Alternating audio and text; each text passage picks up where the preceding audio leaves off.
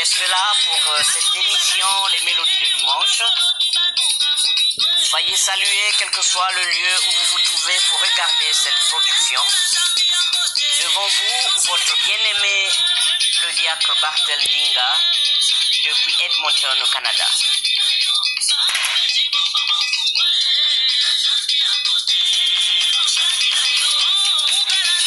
Salut à toi, César Koutia. Salut. Bienvenue à toi, Neto, Kiwari, Mompassi, mon bien-aimé. Sois le bienvenu, sois salué depuis ta position. Distribuez cette vidéo, invitez des amis, installez-vous. Nous sommes là pour partager la parole de Dieu. Sois salué, mon bien-aimé Alfredo, depuis ta position. Que la paix du Seigneur Jésus-Christ soit avec toi. Alors, installez-vous, partagez cette vidéo. Nous allons partager cette parole de Dieu par la grâce de notre Seigneur Jésus-Christ. Lui sans qui nous ne sommes rien. Alors, mes bien-aimés, prions. Merci Seigneur pour ce moment. Merci Papa pour ce temps précieux. Merci pour ton amour infini. Tes enfants sont là devant toi. Et nous ne sommes pas dignes d'être appelés enfants de Dieu. Parce que nous péchons par omission. Nous péchons par volonté. Nous péchons en parole et en pensée. Toi qui es digne de ce nom, tu peux nous pardonner. Tu peux nous laver. Tu peux nous transformer complètement. Utilise-moi, Papa. Fais descendre ton onction sur moi, afin que ce qui sort de ma bouche ne soit pas de vaines paroles, mais que ça soit ta parole, celle qui vient de toi, notre nourriture spirituelle. Je veux être sauvé. Mon frère, ma soeur veut aussi être sauvé. Sois avec nous, ne nous laisse pas seuls. Nous avons prié dans le nom précieux de Jésus-Christ de Nazareth. Amen.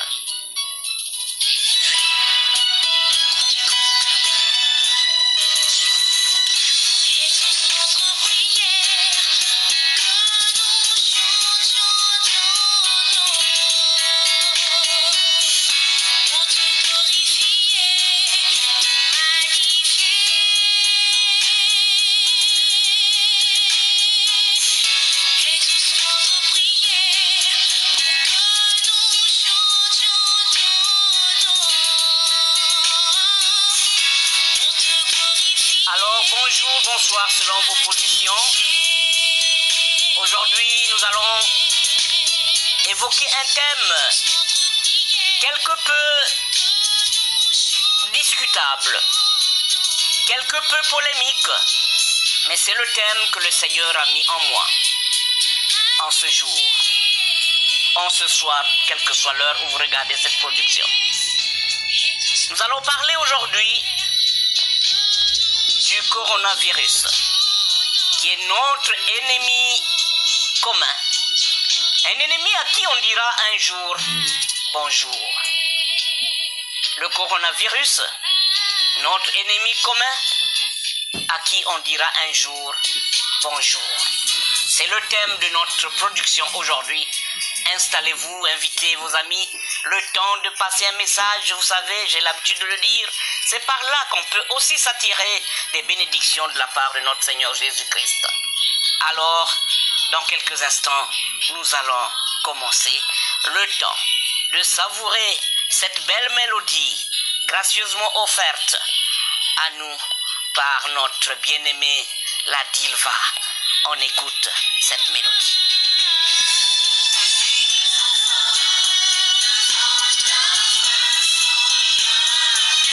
Sois salué, mon bien-aimé frère Florent Bessé depuis Los Angeles. Sois béni au nom de notre Seigneur Jésus-Christ.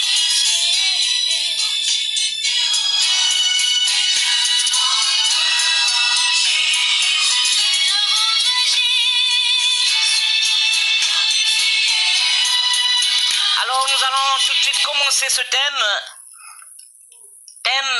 intitulé le coronavirus, notre ennemi commun, à qui on dirait peut-être un jour bonjour. C'est le thème de notre méditation aujourd'hui. Et sans plus tarder, je nous invite à prendre nos Bibles, à lire le passage de Dieu qui se trouve dans Lamentation, chapitre 3, du verset 37 à 39. Lamentation, chapitre 3, du verset 37 à 39. Et nous lisons au nom de notre Seigneur Jésus-Christ. Lisons. Qui dira qu'une chose arrive sans que le Seigneur l'ait ordonné? N'est-ce pas la volonté du Très-Haut qui viennent les maux et les biens? Pourquoi l'homme vivant se plaindrait-il? Que chacun se plaigne de son propre péché. Que chacun se plaigne de son propre péché. Amen. Amen. C'est la parole de Dieu. Notre parole de Dieu. Mais bien-aimés dans le Seigneur, en choisissant ce thème, le coronavirus, notre ennemi commun, que l'on saluerait peut-être un jour, j'ai pensé à un mot, et ce mot central, c'est ennemi. C'est quoi? Ou comment peut-on définir le mot ennemi? En ce moment, les littéraires nous diront que le mot ennemi est à la fois un adjectif, mais aussi un nom. Oui, il est adjectif, mais bien aimé dans le Seigneur. Il est adjectif lorsqu'il traduit une opposition par la haine. En ce moment-là, on parlera des frères ennemis. On parlera des familles ennemies.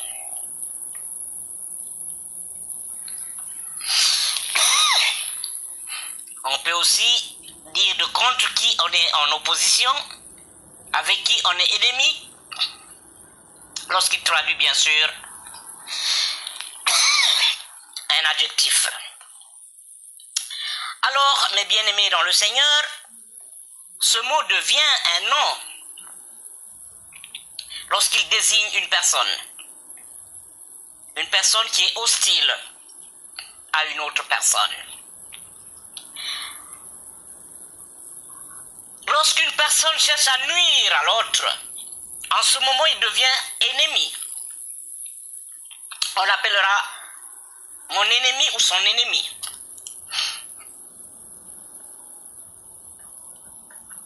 Le texte que nous venons de lire, de Lamentation, chapitre 3, du verset 37 à 39, nous parle de qui dira-t-on qu'une chose arrive sans que le Seigneur ne l'ait autorisé. Aujourd'hui, nous parlons du coronavirus. Qu'est-ce que ne dirait-on pas de ce coronavirus? Tout le monde ne parle que de ça. Tout le monde demeure confiné chez soi. Et pour cause, le Covid-19, le coronavirus. Mais que dire de ça? Vous savez, mes bien-aimés dans le Seigneur, il arrive souvent que notre Dieu ne soit pas en accord avec nous. Il arrive parfois que notre Dieu ne soit pas content de notre façon d'être, de notre façon de faire, de notre façon d'agir. Et lui qui est souverain, il tolère tout ce qu'il veut pour son peuple. La question que je me pose, c'est celle de savoir, derrière le coronavirus, mes bien-aimés dans le Seigneur, n'y a-t-il pas un enseignement qu'on peut tirer? N'y a-t-il pas un message? N'y a-t-il pas quelque chose qu'on peut apprendre derrière ce coronavirus? Est-ce qu'il n'y a pas un message de l'Éternel devant ça? On peut lire dans Amos chapitre 5, du verset 21 à 23, et vous allez comprendre que même dans les temps passés, Il est arrivé des moments où le Seigneur n'était pas d'accord avec les peuples et il a agi comme il voulait. Vous savez, mes bien-aimés dans le Seigneur, que l'homme aujourd'hui est presque autosuffisant. Vous savez que l'homme a une capacité intellectuelle, une grande capacité, capable de prévenir le désastre. L'homme qui a cette intelligence avec la science de démontrer sa force de frappe, au point où certains iraient même jusqu'à penser que l'homme était capable d'imiter notre Dieu. Ce n'est pas mon bien-aimé Francis Makita qui me dira le contraire. Alors, l'homme est capable de changer la nature d'un homme, faire de lui une femme alors que c'était un homme, et vice-versa. Une personne qui était de sexe féminin peut devenir un homme par la science. Cela n'est plus impossible aujourd'hui. L'homme est capable de faire d'un paralytique un homme comme tout autre, capable de courir, capable de compétir, de marcher, de faire tout ce que les autres peuvent faire. Parce que la science a permis cela. Ce qui traduit l'intelligence, la capacité de l'homme. Quelle maladie l'homme n'est-il pas en mesure de soigner? Serait-ce le sida? Le diabète? Le cancer? L'homme est capable d'extraire mon cœur et de le remplacer par un autre cœur d'une autre personne. Oui, l'homme est capable de tout cela.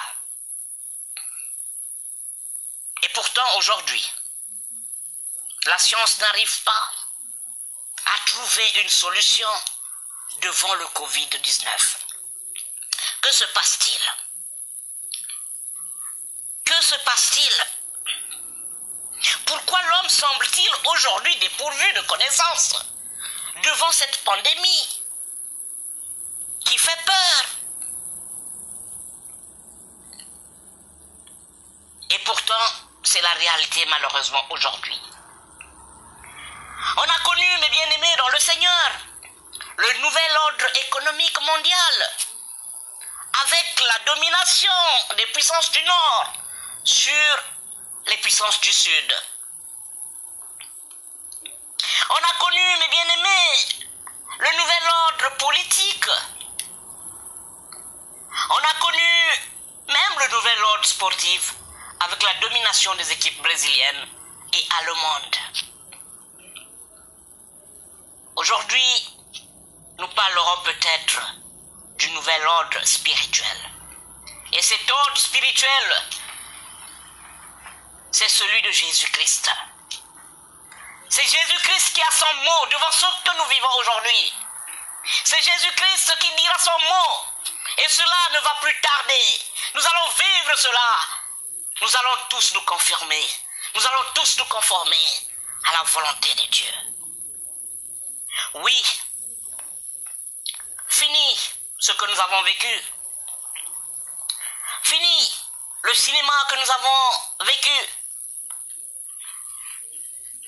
Fini la traite des Noirs par les Blancs.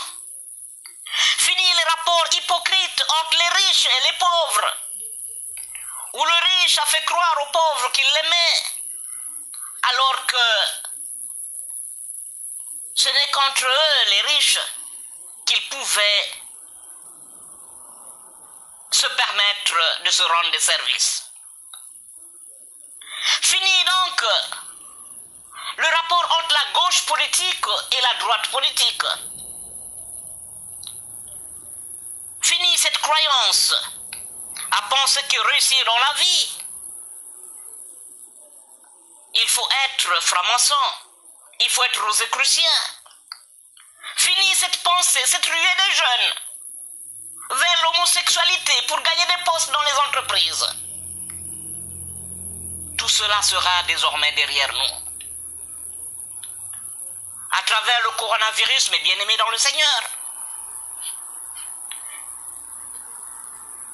Le nouvel ordre mondial est en train de se dessiner.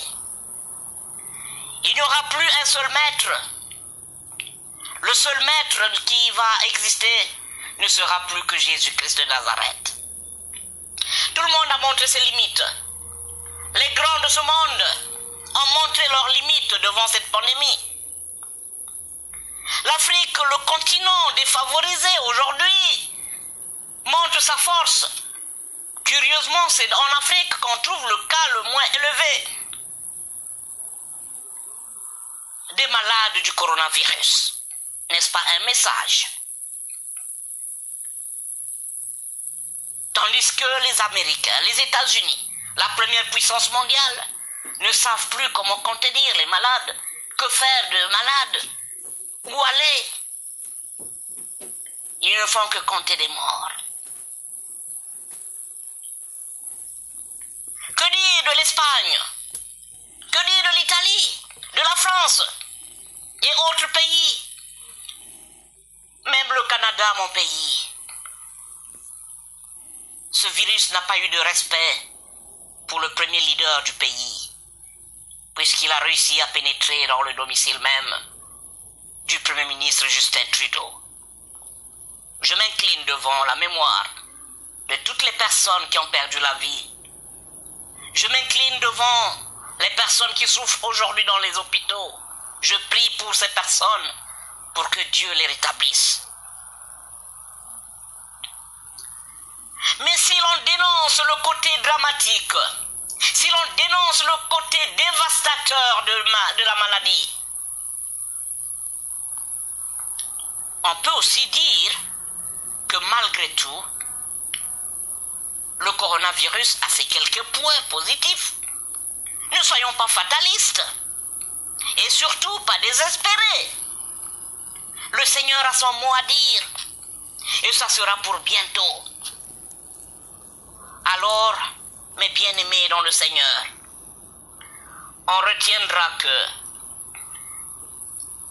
les grandes puissances, les grands dirigeants de ce monde ont leurs limites. On retiendra, mes bien-aimés dans le Seigneur, que personne n'est épargné. Et surtout, on apprendra aussi qu'en Afrique, par exemple, les dirigeants de nos pays doivent désormais penser à construire des hôpitaux, à les équiper de sorte que quand prochainement les frontières seront fermées, ils vont plus se gratter la tête pour savoir comment faire pour se retrouver en Espagne, comment faire pour se rendre en Israël, comment faire pour aller en France. De sorte qu'avec la construction des hôpitaux, avec l'équipement de ces hôpitaux, tout le monde vivra de façon égale. Les églises apprendront qu'il ne sert à rien de se contenter devant les quatre murs pour enseigner les fidèles.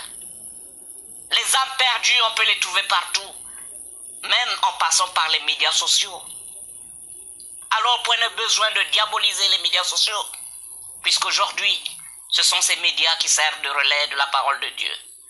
Je ne dis pas que tout ce qui se passe dans les médias sociaux est bon. Mais je suis en train de nous dire qu'il y a quelque chose qu'on peut retenir en utilisant justement ces médias sociaux.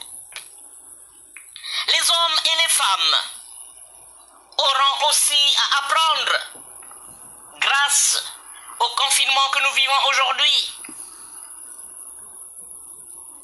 que Jérusalem commence par sa propre maison.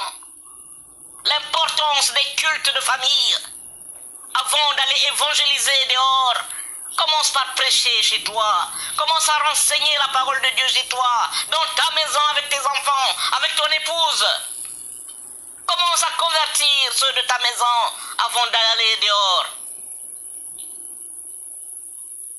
Oui, les familles apprendront à s'entendre, à rester ensemble, consacrer un moment important à la vie en famille. Oui, les les femmes de notre société, mes bien-aimés dans le Seigneur, comprendront qu'on n'épouse pas une autre femme, mais plutôt un homme, puisque le mariage est l'union d'un homme et une femme. Mes bien-aimés dans le Seigneur, il y a un message que nous pouvons apprendre. Et nous dirons un jour, bonjour au coronavirus, puisque la science qui a été capable de créer des poupées, hommes et femmes pour remplacer les hommes et les femmes dans les foyers, n'a pas été en mesure, jusque-là au moins, de trouver une solution rapide concernant ce mal. Les enfants n'ont plus de respect pour les parents, depuis qu'ils savent former le 911, le 911, pour appeler la police. Que dire des femmes qui préfèrent épouser les bêtes? Que dire de l'inceste? Que dire de l'orphelin qu'on a négligé? Que dire de la veuve qu'on a abandonnée? Que dire de ces femmes qui sont devenues mathématiciennes avec des calculatrices en main, faire des enfants avec 2-3 hommes pour se retrouver seules dans un loyer supporté par l'État grâce au child support? Oui, le nouvel ordre mondial est en train de se décider. Parce qu'il n'y aura plus tout cela. Il n'y aura plus tout cela. Ça sera le règne de notre Seigneur Jésus-Christ. Et c'est lui seul qui aura un mot à dire dans les rapports que nous aurons. Même les sorciers disparaîtront. Les féticheurs, les marabouts qui nous proposent tant de solutions pour guérir toutes les maladies, on les attend là. On attend ce sorcier qui va sortir, le meilleur des sorciers, qui va obtenir le prix Nobel de la santé, en nous proposant une solution remède. Alors nous sommes là. Qu'est-ce qu'il faut faire devant tout ce que nous vivons? Oui, on peut se poser cette question, mon bien-aimé Guy Mouelet. Oui, on peut se poser cette question. Place à la repentance. Il ne nous reste plus qu'à nous repentir. Oui, nous repentir, c'est ce qu'il faut faire désormais. Réveillons-nous, mes bien-aimés dans le Seigneur. Soyons humbles. Suivons l'exemple de Daniel. Lisons le texte de Daniel, chapitre 9, du verset 3 jusqu'à 7.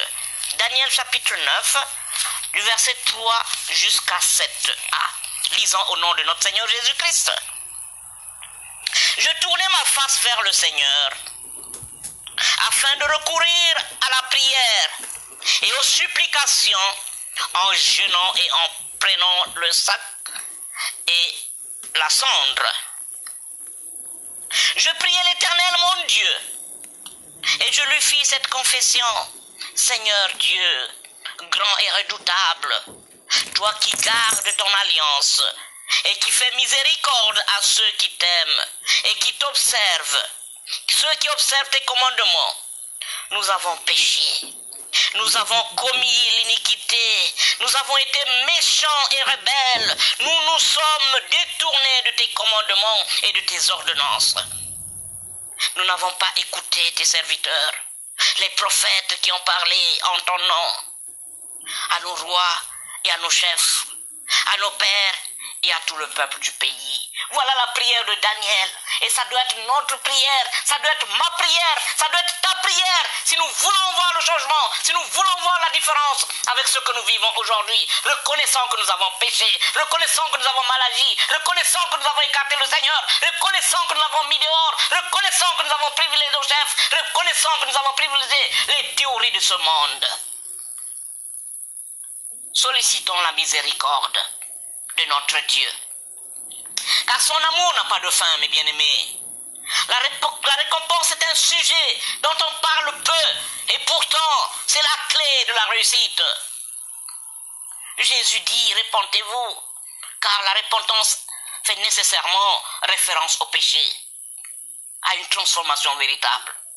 Au lieu de passer notre temps à accuser les autres, c'est tel pays qui a inventé le coronavirus. Non, l'heure n'est plus au débat, l'heure n'est plus aux discussions, l'heure n'est plus à la discussion, l'heure n'est plus à l'accusation, mais plutôt, qu'est-ce que nous avons fait devant notre Dieu? Que faire pour obtenir son pardon? Voilà ce qu'il nous reste à faire. Le diable est en train de nous distraire. On est en train de distribuer les médicaments, ça va tuer les Africains, les médicaments vont faire ceci. Est-ce que le Seigneur Jésus-Christ, en qui nous croyons, a dit son mot? Je vous ai dit que ce n'est un nouvel ordre spirituel, et cet ordre, Jésus-Christ a le seul mot. Ne soyons pas discrets, concentrons-nous. Daniel a jeûné, il a pleuré, il a prié, faisons autant devant cette situation. En effet, Dieu ne demande à l'homme, Dieu ne demande pas à l'homme de seulement changer un peu son attitude, mais il nous appelle à une certaine transformation. La repentance, c'est la transformation. C'est-à-dire, nous étions dans une direction et on doit faire un demi-tour pour prendre l'autre direction parce que nous n'avons pas été corrects devant Dieu. Qu'est-ce que c'est que la repentance? C'est quoi la repentance, mes bien-aimés? C'est un changement dans la manière de faire, dans la manière de penser, dans la manière des gens d'agir. Un véritable demi-tour que nous devrons faire concernant notre vie. Je faisais ce qui n'était pas bien, maintenant je m'engage, je décide à ne plus faire ça pour tourner la page et entamer une nouvelle page. Je prends conscience que ce n'est pas le bon chemin que je suivais. Ce n'est pas la bonne voie. Je fais donc demi-tour. Se repentir, mes bien-aimés dans le Seigneur, c'est ressentir un souvenir douloureux de son passé. C'est ressentir un regret de ses fautes, de ses péchés. Et de décider d'un changement radical. Et la repentance, mes bien-aimés dans le Seigneur, implique un changement, une action, une transformation. Jésus a donné sa vie à la croix afin que nous puissions être pardonnés. Il a été frappé à notre place. Il est temps que chacun de nous puisse changer avant qu'il ne soit trop tard. La parole de Dieu dit, « Voici, je me tiens à ta porte et je frappe. Si tu entends ma voix, ouvre la porte, j'entrerai chez toi. Ne résiste pas, mon frère, ma soeur, toi qui me regardes. Ne reste pas avec un cœur endurci. Ouvre-toi, ouvre ton cœur. Le Seigneur est devant ta porte. Il frappe, il te demande de changer, d'écouter sa voix, d'ouvrir la porte de ton cœur. » Oui, les églises sont fermées, mais les cœurs restent ouverts pour recevoir notre Seigneur Jésus-Christ. Les cœurs sont ouverts pour offrir une place au changement dans notre façon de faire. Ainsi, il n'y aura plus la domination des riches vers les pauvres. Ainsi, il n'y aura plus le déséquilibre entre le noir et le blanc. Ainsi, le monde ne sera plus dominé par les francs-maçons. Ainsi, les dirigeants africains se relèveront pour comprendre qu'il y a des intérêts des peuples qu'il faut prévaloir au lieu des intérêts égoïstes. Ainsi, les dirigeants occidentaux comprendront que ça ne sert à rien d'aller exploiter les autres parce que vous avez la puissance scientifique. Place à notre Seigneur Jésus-Christ. Et ce nouvel ordre qui est en train de se dessiner, le nouvel ordre spirituel, avec Jésus comme seul maître et sauveur, nous donnera l'occasion un jour de dire, oui, à un moment donné, il y avait le coronavirus. C'était un ennemi public numéro 1, mais un ennemi public que nous saluons aujourd'hui. Que Dieu bénisse cette parole. Merci de l'avoir écoutée. Si vous avez aimé cette vidéo, je vous prie de la diffuser. Et si vous faites un tour du côté de YouTube, n'oubliez pas de vous abonner à notre chaîne Les Mélodies de Dimanche pour ne pas manquer les prochaines productions. Maintenant, nous sommes encore sur notre page Facebook individuelle Bartel Ndinga. D'ici là, nous allons commencer avec la nouvelle page Facebook Les Mélodies de Dimanche, dédiée uniquement pour ces productions. Alors, merci d'être venu.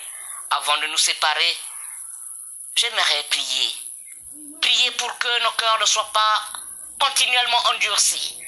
Pour que nous fassions une place à Jésus qui est devant notre porte, qui frappe, afin que nous lui ouvrions nos portes, les portes de nos cœurs, pour l'accepter dans nos vies, afin qu'il nous aide à nous transformer, qu'il nous aide à changer notre façon de faire, à changer notre façon d'agir, qu'il nous aide à faire demi-tour. Avant ma prière, nous allons écouter cette mélodie, une mélodie qui nous vient de notre technicienne maison, la sœur Dilva, qui a réservé ceci pour vous.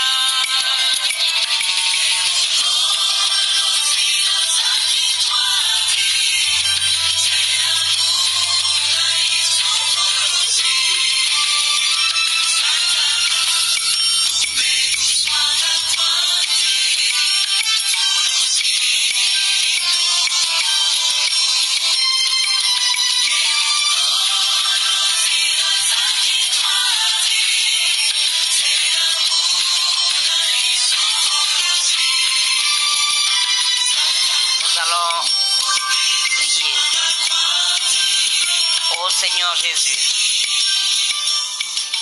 merci pour cette opportunité que tu nous donnes encore de nous retrouver grâce à cette technologie devant toi pour invoquer ton nom.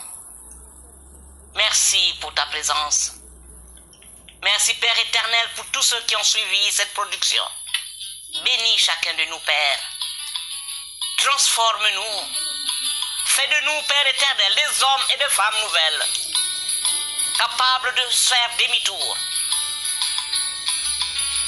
Nous avons péché contre toi. Nous avons fait ce qui est mal à tes yeux. Nous t'avons désobéi. Nous n'avons pas écouté la parole de Dieu. Nous n'avons pas écouté les prophéties de tes serviteurs.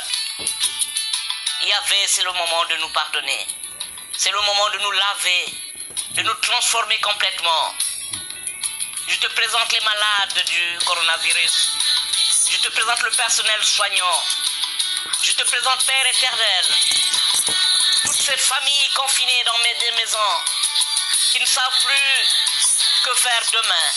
Toutes ces familles qui ont peur du lendemain. Je te présente ceux qui ont perdu leur travail. Je te présente, Père éternel, toutes ces personnes qui ne savent plus que va devenir leur vie scolaire. Oh Yahvé, tu es le maître de tout. Dis un seul mot pour tes enfants que nous sommes. Dis un seul mot. Dis un seul mot.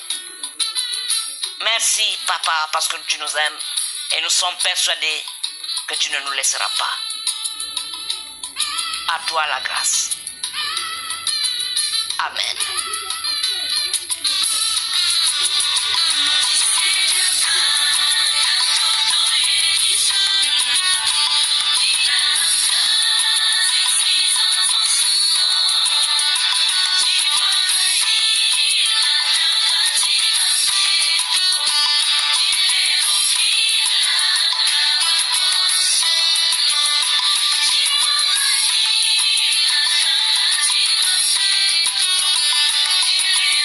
Salut à toi, Annick. Merci d'être là. Je n'oublie pas ma bien-aimée Gracia Moutima depuis ta position. Salut à toi, ma fille Belvina. Je t'aime beaucoup. Salut à toi, Daryl. Merci d'être là. Vous que je n'ai pas cité de nom, je vous porte dans mon cœur. Merci d'être fidèle. Merci d'être venu. Et on se retrouve dimanche prochain à la même heure sur cette page. Passez une très belle journée ou une très belle soirée. Ça dépend de là où vous êtes en ce moment. Fidèle Yassé, je vous ai vu. Merci pour vous. Bye bye.